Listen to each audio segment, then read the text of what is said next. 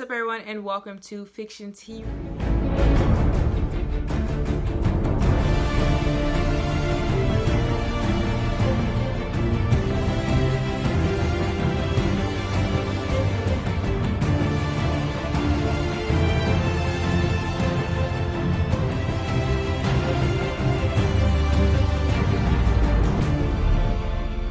So today we're going to talk about the Gretel and Hansel horror fantasy film that is a remake of the original Hansel and Gretel films, and of course the book, if you've ever read that as a kid or you ever heard about it.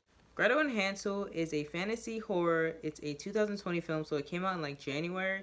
It's an hour and 28 minutes. It's PG-13. One thing I do want to say about this film is that the title was switched purposely so that it can highlight Gretel's contribution to this film and highlight her magical abilities and highlight her character overall. So Gretel is this young girl, and she and her brother are basically told to get out of the house. Their mother kicks them out the house. She tells them there's no room for you, there's so many ghosts here, you gotta go, you gotta split, you gotta get out. And she tells her, like, if you don't get out, I'm gonna chop you up to pieces or something. She mentions like that, which is like, dang mom, you went dark. But yeah, the mom tells them, like, you gotta go.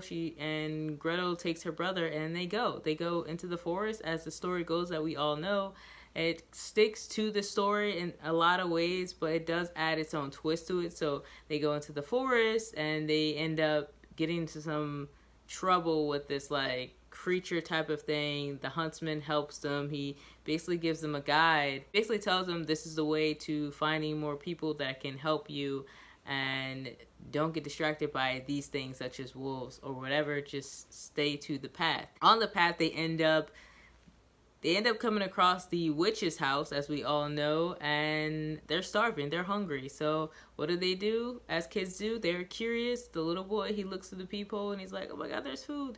And he goes inside, and next thing you know, the witch comes and she takes the little boy, and she comes out and she takes both of them into her home and allows them to eat. And they slowly learn that this lady is not who she says she is, and she's not as nice just to be nice. There's an agenda behind her kindness. So the actors, we have Sophia Lilas and Sam Leakey. Sophia Lilas plays Gretel, and Sam Leakey plays Hansel. I love that they didn't make the sister character a motherly figure to the little boy, and they really highlighted the independence that these kids should have and should learn to have for themselves. I believe the writers really wanted to put the emphasis on that specifically, especially in the end when a sister talks about finding your own path and doing what works for you and figuring it out on your own by yourself. And that's, I feel like, why she told her brother, go get on this horse, figure it out, and I'm gonna go here. I'm not gonna do the same thing the witch does. And that's why those kids were free at the end.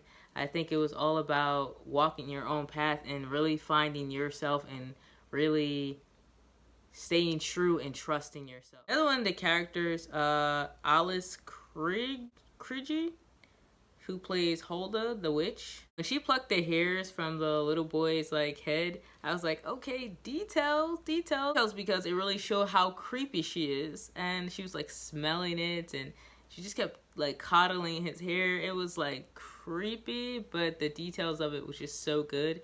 And you could really see the details on her face. Whoever did the makeup did really great job. Her eyes being two different colors, really that imagery of making her look very creepy. Fingernails all the way up until like the mid part of her fingers being painted black. And this film really highlighted psychological manipulation with the witch's character, because although she shared her backstory with Gretel in order to relate to her and tell her about her daughter and what really happened and how she was basically like eating kids on some like demonizing like weird shit, she shared her story. It was due to a agenda. It was deceptive because she wanted something else. It wasn't just like her being out of the kindness of her heart really wanting to help this girl tap into her powers, which she helped her tap into her powers and activate them and really trust herself and trust her gut. But like I said, it was for a hidden agenda. It was for her to kind of let go of her brother and allow the witch to destroy him, to kill him, or whatever she was trying to do by getting him to climb up those stairs. And she tried to set him up, and she tried to justify how Gretel treated her brother when she told her brother, if you want to leave, go out here, and she left him outside. Like I said, the imagery was beautifully done. I loved it. I thought it was nice.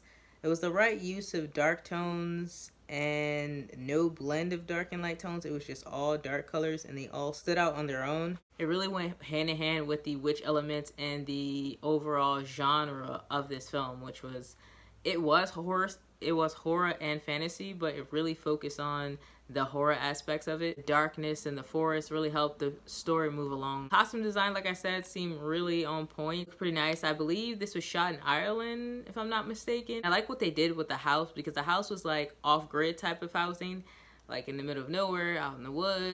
But the design of the house was very modern in a way, especially with how it was designed and what type of wood material they used for that house, and even how it was shaped. Speaking of shape, there was definitely symbolism with the shapes. There was a lot of triangles being shown in this film, and as we all know, triangle correlates to energy, and triangle correlates to the third eye. And there's also that dynamic of the third eye, how they played with that conspiracy of, the conspiracy of the third eye being like this creepy thing, and demons and possession of Satan and darkness and demons, how they played on that role between that and what it actually really means of how you're tapping into your third eye. Those references were made in relation to the witch's daughter, who could see the future through her visions, and how all those magical elements can be deemed as like this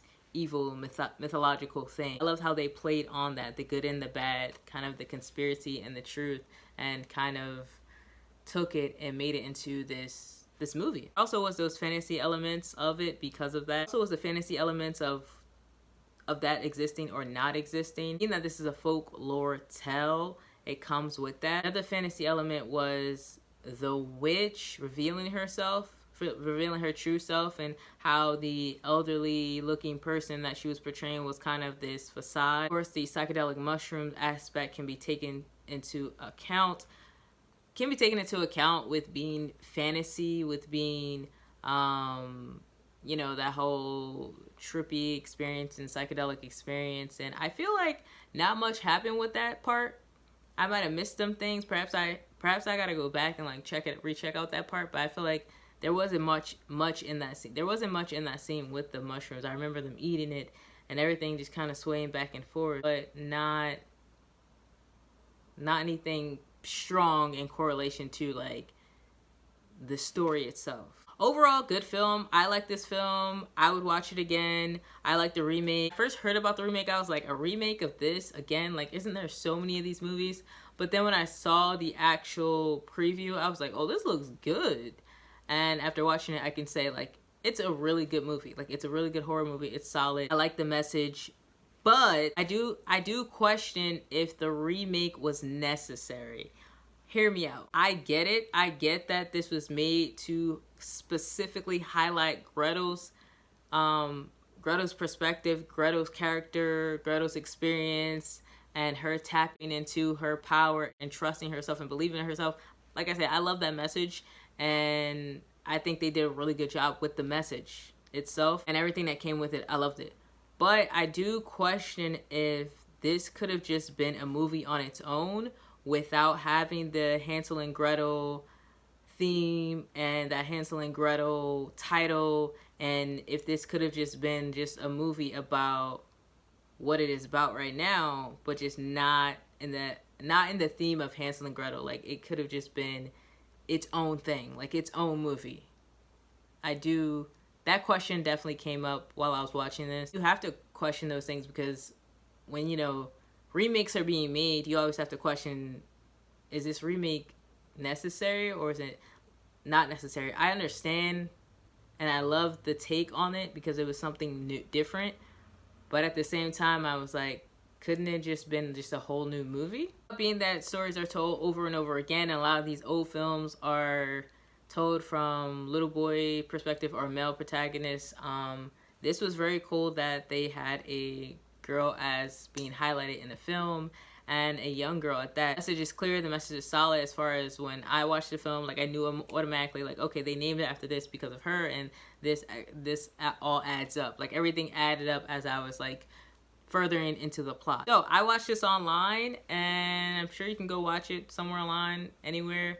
And like I said, I think it's a great movie, and I definitely encourage you all to watch this film. And if you like this film, give it a thumbs up, and make sure to hit that notification bell on when I post. And be sure to get you a copy of my book, Rain. It is a psychological thriller about a bunch of young adults in a psych ward who have been living there for so long, all have mental illnesses, and they think they're going to be living in this place forever. And then you get this new counselor, and he tries to figure out what's going on with these kids and if they're really crazy or not. He slowly begins to learn that I don't think they're crazy. I think they have some sort of ability, and I want to dig deeper into this situation. And we just watch everything unfold. There's horror, there's science fiction, and there is a lot of underlining symbolism and messages in this book, and I'm just so proud that I made this. If you're interested, hit the link in the description box below, and also you can send me your email if you want to get caught up. Create an email list, so we can kind of go from there, and we can talk about the book and talk about scenes in the book and kind of go back and forth and get to know each other. It'll be more one-on-one. It'll also be cheaper if you hit my email, because the book is a little less than what it is on Amazon. Not to mention, buying directly from me is so much better than going on Amazon.